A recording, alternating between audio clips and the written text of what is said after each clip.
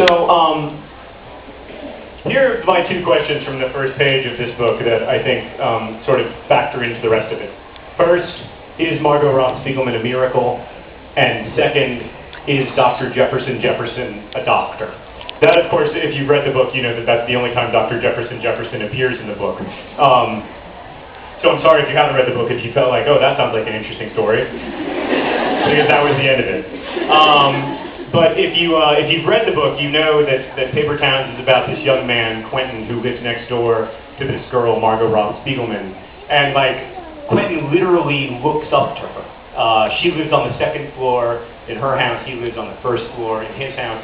He thinks of her as being more than human, cooler than cool. There is more awesome available to Margot Roth Spiegelman than there is to lowly peons like Quentin. And he has always imagined her as this sort of superhuman phenomenon.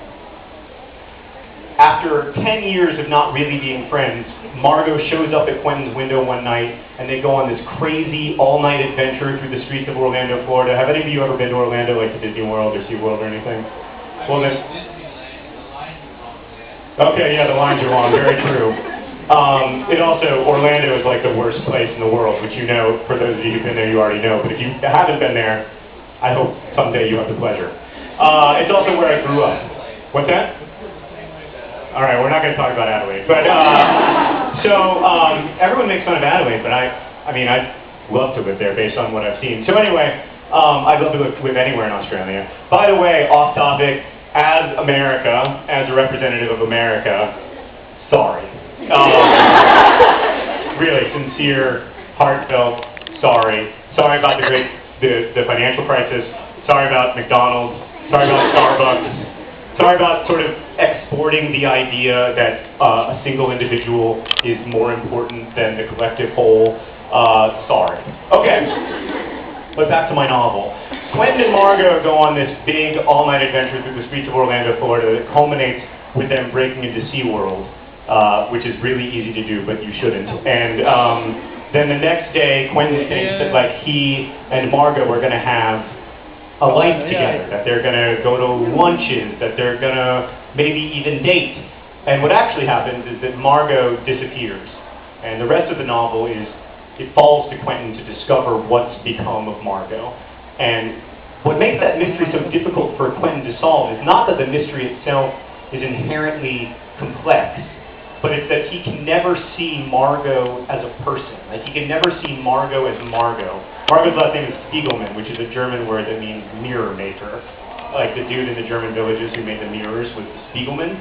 And Margot is a Spiegelman in the novel. Whenever anyone is looking at her, they're not seeing anything true about Margot. All they're seeing is some funhouse mirror reflection of themselves. And that's what makes it so difficult for Quentin and his friends and Margot's friends to discover what's become of her. It's precisely because Margot is not a miracle.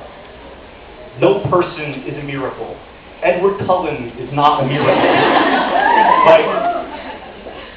People are people. And we have this tremendous difficulty. A lot of you are nerds, I know, and I'm a nerd, and we know this. But I think everyone knows it. So we're stuck inside of our bodies. Each of us is stuck inside of whatever body we're in. We're stuck inside of our consciousness. We're seeing out of our eyes. We're speaking with our voice. We have our name.